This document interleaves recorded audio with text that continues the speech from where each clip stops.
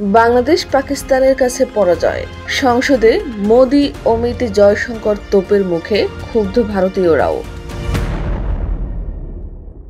যুদ্ধ জয়ী হতে চায় সবাই, পরাজয়ের দায় নিতে চায় না কেউ।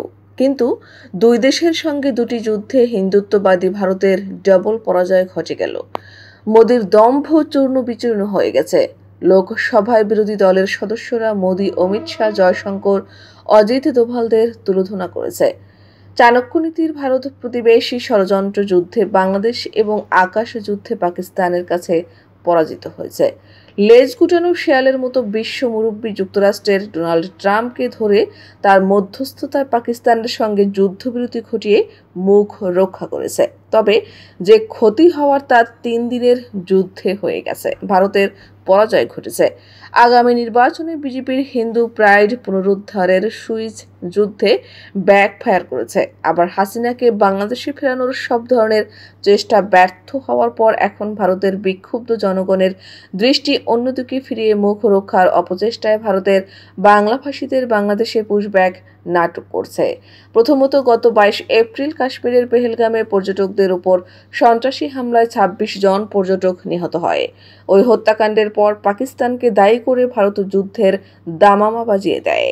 পাকিস্তান ঘটনা অস্বীকার করে আন্তর্জাতিক তদন্তের দাবি করলেও মোদি কান দেননি। এতে করে বেঁধে যায় দুই পরাশক্তি দেশের মধ্যে সামরিক যুদ্ধ। দ্বিতীয়ত, গত বছরের 5 আগস্ট ছাত্র জনতার অভ্যুত্থানে ক্ষমতাচ্যুত শেখ হাসিনা ভারতে পালিয়ে গেছেন।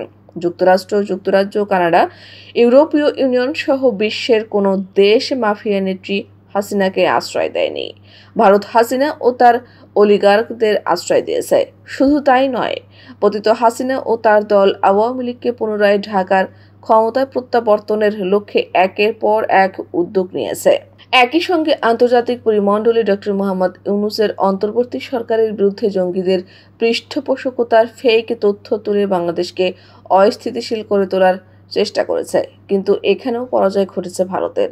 হাসিনাকে বাংলাদেশের ক্ষমতা ও রাজনীতিতে ফেরানোর যুদ্ধে শুধু পরাজিত নয়, কার্যত আওয়ামী লীগের সাংগঠনিক কার্যক্রম বাংলাদেশে এখন নিষিদ্ধ।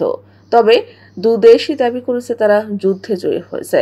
অবশ্য ভারতে বিজেপির সমর্থকরা বিজয় দাবি করলেও সাধারণ মানুষ মোদিকে যুদ্ধের জন্য দোষারোপ করছেন।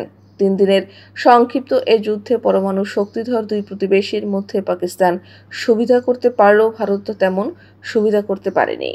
বিশেষ করে চীনের তৈরি অস্ত্রজেট, ট্রেন, যুদ্ধবিমান দিয়ে ভারতের 5টি বিমান ভূপাতিত করেছে পাকিস্তান। মোদি গংদের ভাবখানা ছিল এমন, চীনের অস্ত্র ব্যবহার করে পাকিস্তানকে 1 সপ্তাহের মধ্যে মাটির সঙ্গে মিশিয়ে দেবে ফ্রান্সের রাফাল। কিন্তু চীনের অস্ত্র দিয়ে পাকিস্তান ভারতকে উচিত শিক্ষা দিয়েছে। যুদ্ধ মানেই জীবন ও সম্পদের ক্ষতি। পাকিস্তান তাদের ক্ষয়ক্ষতি তুলে ধরেছে, কিন্তু সেখানেও লুকোচুরি করছে ভারত। যুদ্ধে প্রাণহানি ও ক্ষয়ক্ষতি নিয়ে মিথ্যা তথ্য দেয় ভারতের পররাষ্ট্র সচিব বিক্রম মিস্ত্রি ও তার পরিবারকে ব্যাপক সোশ্যাল মিডিয়ায় ট্রলিং ও আক্রমণের লক্ষ্যবস্তু করা হয়েছে। পাকিস্তানের সঙ্গে যুদ্ধে পরাজয়ের পাশাপাশি ভারত হেরেছে বাংলাদেশের সঙ্গে রাজনৈতিক যুদ্ধে। গত বছরের 5 আগস্ট ছাত্র জনতার অভ্যুত্থানে ক্ষমতাচ্যুত হাসিনা ও তার দল আওয়ামী লীগকে বাংলাদেশে প্রত্যাবর্তনের সর্বাত্মক চেষ্টা করে। একদিকে বাংলাদেশকে জঙ্গি রাষ্ট্র হিসেবে অপপ্রচার চালায়, অন্যদিকে বাংলাদেশে ডক্টর ইউনূসের নেতৃত্বাধীন অন্তর্বর্তী সরকারকে উৎখাতে নানামুখী ষড়যন্ত্র করে। কিন্তু কোনো চেষ্টাই সফল হয়নি। বারবার বাংলাদেশের কাছে হেরেছে মোদি।